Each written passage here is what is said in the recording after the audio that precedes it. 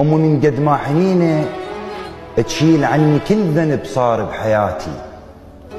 وصلت المرحلة بيها كنت قاطعها الصلاة وهي تقضي لي صلاتي. الله أكبر. أمي شيخي وتاج راسي. وتاج راسي والله. وأنا خادمها الصغير وشوفها منزعل تجيني وهي تاخذ من رضاتي.